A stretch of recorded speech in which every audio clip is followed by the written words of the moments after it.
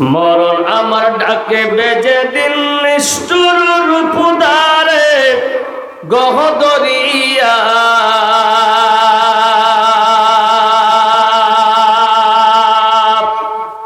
এই পৃথিবী যাব ছাড়িয়া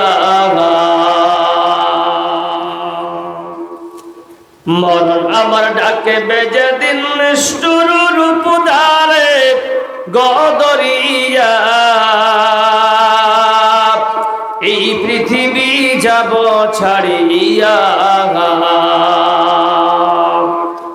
আজরাইল যেদিন নিষ্ঠুরাতি ওই দাঁড়াইবে জামানায়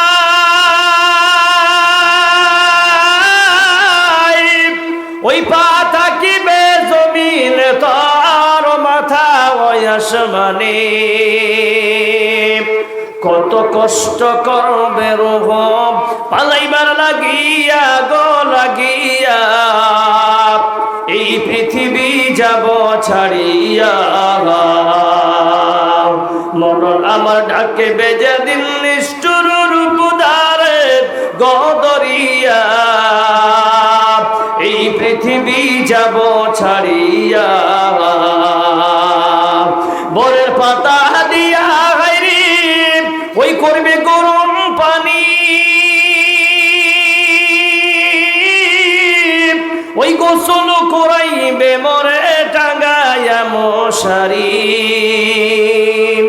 কত জনে কাঁদবে সেদিন কত জনে কাঁদবে সেদিন নিকুঠে দাঁড়াইয়া গো দাঁড়াইয়া এই পৃথিবী যাব ছাড়িয়া মরণ আমার ডাকে বেজে দিন নিষ্ঠুর রূপদারে গদরিয়া এই পৃথিবী যাব ছাড়িয়া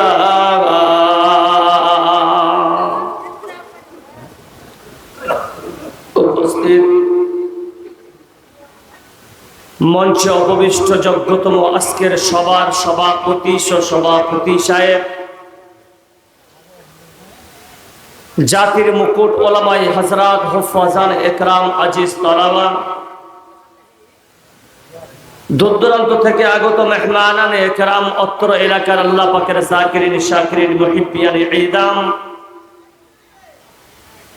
পর্দানাশী মা ও বোনেরা সমস্ত প্রশংসা সমস্ত তারিফ সে মহান রব্বুল আলামিন যিনি আজ আপনাকে আমাকে সকলকে অত্যন্ত ভালোবেসে এই গভীর রাত্রিতে কোরআন এবং সেই হাদিস শোনার মতো কিছু আলেমকে বলার মতো এবং আপনাদেরকে শুনবার মতো যেই স্রষ্টা তৌফিক এনায়েত করেছেন সেই মহান স্রষ্টার আমরা সকলে শুকরিয়া আদায় করব। জোরে সোরে একবার পড়েন তো আলহামদুলিল্লাহ।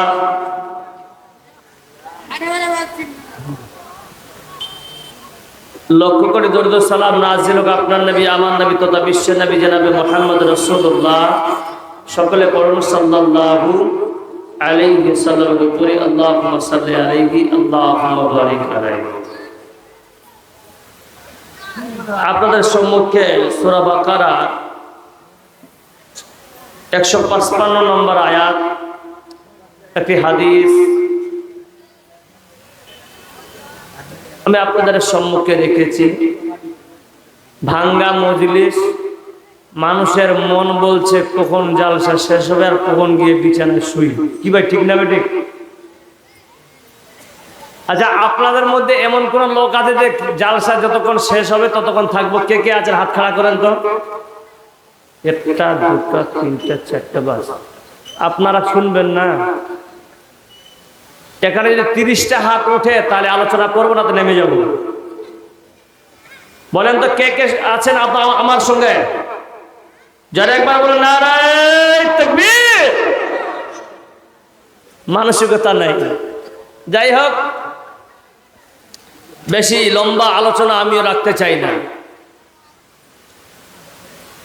কারণ এখানকার কমিটি ভালো নয়। আরে জালসা করেছেন ভালো করেছেন, খোরটা বিছাতে গেলেন কিনে রে বাপ? খোর তো এমনিতে গরম, ওয়েদার উপরে ঠান্ডা নিচে গরম হলে ঘুম ধরবে কি ধরবে না? জোরে বলেন। ধরবেন? কিন্তু আমি বলছি কমিটির লোক ফেরে যেটা বললাম এরা খুব চালাক না, বেড়ে চালাকও আছে আবার বোকাও আছি আমরা। একটা কাজ করলে সব কিন্তু চাঙ্গা হয়ে যাবে। বলেন তো কি? এই শুকনো খড়ে যদি পারেন খেলে আগুন ধরিয়ে দিতে, সবাই কিন্তু শ্রোতা ভালো হবে, ঠিক না বেঠিক? কোরআন এবং হাদিসকে সামনে রেখে অল্প সময়ের মধ্যে এখান থেকে আমি বিদায় নিব। মা তৌফিক ইল্লা বিল্লাহ। রাব্বি ইশরাহ লি সাদরি ওয়া ইয়াসসির লি আমরি ওয়াহলুল উকদাতাম মিন লিসানি ইয়াফকাহু কাওলি। ব্রাদার ইসলাম, সময়ের প্রারম্ভে আমি কিছু কথা আপনাদের সামনে রাখবো। সেটা হলো বর্তমান পরিস্থিতি অনুযায়ী আমাদের কেমন চলতে হবে, বর্তমান পরিস্থিতিকে সামনে রেখে আমাদের কেমন জীবিকা নির্বাহ করতে হবে, বর্তমান পরিস্থিতি অনুযায়ী আমার বোন, আমার স্ত্রী, আমার মা, আমার বেটিকে কি সিস্টেমে আমাকে রাখতে হবে, চলতে হবে। এই তিনটা যে অপশন নিয়ে আমি আলোচনা করব। শুনতে রাজি আছেন? জোরে বলেন, আছেন সবাই রাজি? বাস যিনারা আছেন কারে জেগে থাকেন, 10টা লোক বসে থাকেন, কথাগুলো আল্লাহ আপনাকে শোনাবে। আল্লাহ যেন আমাকে আমল করার তৌফিক দেয়, আপনাদেরকে দেয়, বলুন আমিন। আমরা সবাই এখন প্রতিদিন যে বেশিরভাগ হাইলাইট ভাবে দেখতেছি সেটা হচ্ছে কি ফিলিস্তিন। বলুন ঠিক না বেঠিক? ফিলিস্তিনের যুদ্ধ চলছে, এতে আমরা জি তোমাদের কোনটা ছিল? তুমি কি লাগাই যাবে? গুলি করবে নাকি? হচ্ছে এখানে, ঠিক আছে, লিয়ে পালিয়ে। তো ফিলিস্তিনের যে পরিস্থিতি চলতেছে, এখানে মুসলমান শুধু নয়, মুসলমান পুরুষ, নারী, বাচ্চাদেরকে কুচুকাটা করে মারা হচ্ছে। বলুন ঠিক না বেঠিক? আচ্ছা, এখানকার লোকেরা যে ভিডিওগুলো দেখতেছেন, আপনাদের কি মায়া লাগছে? কষ্ট হচ্ছে? জি, কষ্ট লাগতেছে? কথা বলেন, কষ্ট লাগতেছে? যদি ঘুমিয়ে থাকেন তাহলে আলোচনা করবো না, ফালতু বলে লাভ নাই। কারণ যে বইরাকে আর অন্ধকে আর একে শুনিয়ে লাভ আছে? কে আসে ফালতু? আমিও আমার স্পিকারকে নষ্ট করতেছি, কোনো লাভ হবে না। যদি সংকোচতা আপনারা অবলম্বন না করেন, আলোচনা শুনে লাভ নেই। আমি বলতেছি যে আপনাদের দয়া করুণা লাগতেছে কিনা জোরে বলেন। যদি লেগে থাকে তাহলে আপনারা ইমিডিয়েটলি কালকে টিকিট করে ফিলিস্তিন যান। যেতে পারবেন? যেতে পারবেন। নামটা নিলে স্টাম্প মোহর পড়ে যাবে, নো এলাও। আমরা কি করব? তাদের জন্য দোয়া করতে পারি। এই মুহূর্তে কিছু করতে পারবো? কিছু করতে পারবো না, দোয়া ছাড়া কিছু করতে পারবো না। কিন্তু আফসোস করতেছে কারা? যারা বেনামাজি। আফসোস করছে তারা যারা সুদখোর। আফসোস করছে তারা যারা কোরআনের দুশমন। আফসোস করছে তারা যারা মাদ্রাসার বিপক্ষে কথা বলে। বলুন ঠিক না? ওদের আফসোস করে কোনো লাভ হবে না। আফসোস কে করবে? যারা আল্লাহ ওয়াককে ভয় করে এবং রাসূলের সহি হাদিসের উপর আমল করে। তাদের ভয় করাটা, তাদের আফসোস করাটা, এটা বাস্তবায়ন হতে পারে। বলুন ঠিক না বেটা? আজকে অতি দুঃখ লাগে, আজ মাদ্রাসার নাম করে যে আপনারা ভণ্ডামি চালু করেছেন, এগুলা বন্ধ রাখতে হবে। আপনাকে বাৎসরিক জালসার নাম করে, এই যে জালসার একটা নামটা লেভেল দিতে গিয়ে আজ আমরা সবাই ইসলামের গুন্ডি থেকে বেরিয়ে গেছি। আপনারা লক্ষ্য করেছেন? যদি বলি কেন, আপনারা রাগ করতে পারেন, আপনার করুন, আমার করার কিচ্ছু নাই। হক কথা বলতে এসেছি, প্রয়োজন হলে মরে যাবো, কিন্তু হক থেকে বেরিয়ে যাব। এই জায়গাটার নাম কি? জি, দোগির্জা। দোগির্জার জায়গাটায় এটা কততম জালসা হচ্ছে স্যার? 6 বার জালসা হয়েছে। 6 বার জালসা হয়েছে। 6 বার জালসা করতে গিয়ে, আচ্ছা বলেন তো, পৃথিবীর সব থেকে উত্তম জায়গা কোনটা? আপনারাই বলেন, কথা বলেন। মসজিদ কিনা? আর সব থেকে নিকৃষ্ট জায়গা কি? আমরা কোন পর্যায়ের মুসলমান যে আজকে একটা কোরআন এবং হাদিসের কথা শোনার জন্য মানুষকে একত্রিত করেছে, আবার যেটাকে নিকৃষ্ট জঘন্যতম কাজ বলেছেন জনাবে মুহাম্মদ রাসূলুল্লাহ সাল্লাল্লাহু আলাইহি সাল্লাম, ওই কাজটাও করেছে। এটা ইমানের দুর্বলতা ছাড়া কিছুই হতে পারে না। বলছে বাজার যদি না লাগায় জালসায় লোক হবে না। বাজারে তারাই যাবে যারা পেশাব করে পানি নেয় না, যারা মসজিদের দরজায় পা দেয় না, ওরাই যাবে বাজারে।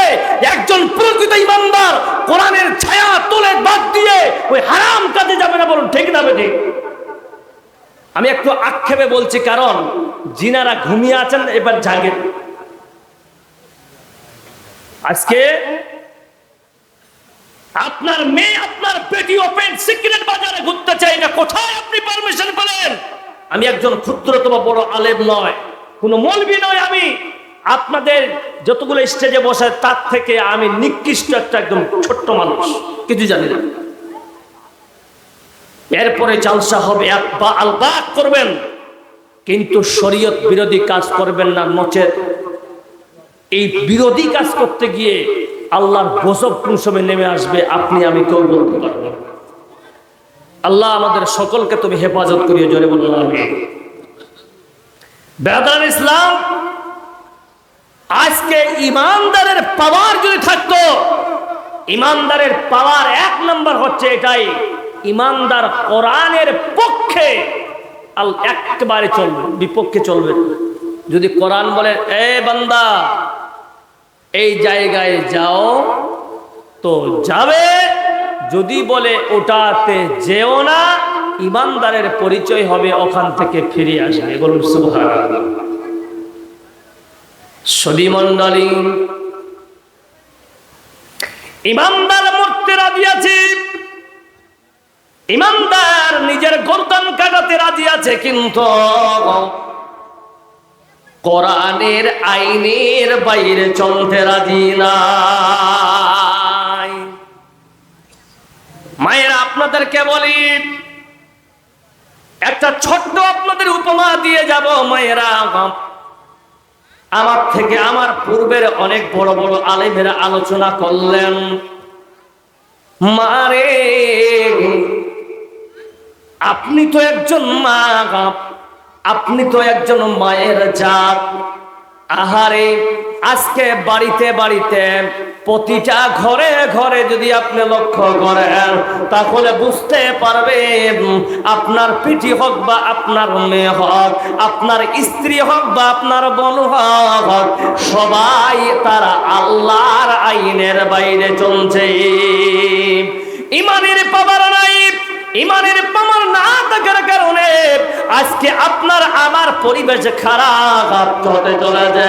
বন্ধুরে, ওরে আমার মায়েরা শোনেন, ইসলামের সর্বপ্রথম যিনি শহীদ হয়েছিলেন, যেই মহিলাটা শহীদ হয়েছিলেন, ওই মহিলাটার নাম হলো হযরত সুমাইয়া রাদিয়াল্লাহু তাআলা আনহা। ওই সুমাইয়া যখন আল্লাহর প্রতি ঈমান আনলেন, আবু জাহেল বেঈমানটা করলেন কি, ওই সুমাইয়াকে ডেকে আনার পর বলছে, ইয়া সুমাইয়া, ও সুমাইয়া, তাদরুকুল ঈমান, তুমি কি ঈমান ছাড়বে কিনা বলো। সুমাইয়া বলছে, জান দিতে রাজি আছি, কিন্তু ঈমান সম্পদ ছাড়তে রাজি নাই। কিছুক্ষণ পরে তার নিজের সন্তান, তার নিজের ছেলে আম্মারকে ডেকে আনা গেল। নিজের বেটা আম্মারকে যখন ডেকে আনা হয়েছে, রিওয়ায়াতকারী লিখেছেন যেই সময় আম্মারকে ধরে তার মায়ের সঙ্গে আনা হয়েছিল, সেই আম্মারের বয়স ছিল 18, মতান্তরে 22 বছর বয়স। কেন বললাম এই বয়সটার বলার কারণ হলো যুবকের দল তোমার আমার ভাইয়ের মতো। ও ভাই, তোমাদের মতোই তো 18 বছরের একজন যুবক, ওকেও ধরে নিয়ে আসা হয়েছে। অপরাধ যদি